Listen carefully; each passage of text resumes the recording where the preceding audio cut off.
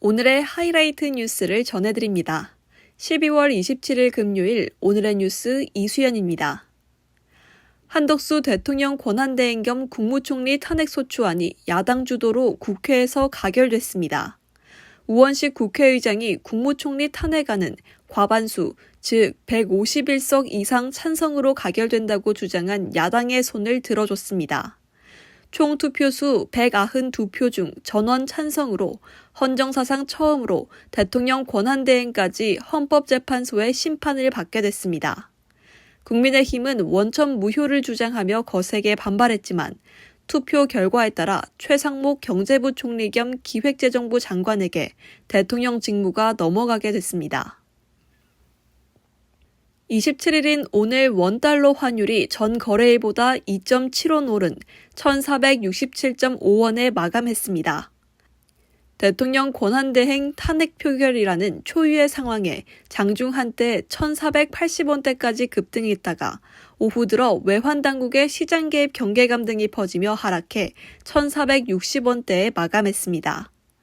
원달러 환율 주간거래폭은 21.2원에 달했습니다. 국내 증시 또한 정치 혼란으로 하락 마감해 6개월 연속 지수 하락이 예상됩니다. 코스피 6개월 연속 하락은 2008년 글로벌 금융위기 이후 처음입니다. 예금자 보호 한도가 1억 원까지 상향하는 예금자 보호법 개정안이 27일 국회 본회의에서 통과됐습니다. 2001년부터 23년 동안 예금자 보호 한도는 5천만 원으로 고정되어 있었습니다. 그러나 1인당 GDP와 전체 예금 규모가 크게 늘은 데 비해 보호 한도가 여전히 낮다는 지적이 제기되자 한도를 2배로 늘렸습니다. 시행 시기는 공포 후 1년 이내입니다. AI 기본법이 26일 국회 본회의를 통과하며 우리나라는 유럽연합에 이어 전 세계 두 번째 AI 산업 전반을 포괄하는 기본법안 제정국이 됐습니다. 제정안에 따라 과학기술정보통신부는 3년마다 AI 기본계획을 수립하고 대통령 직속 국가인공지능위원회가 이를 심의 의결할 예정입니다.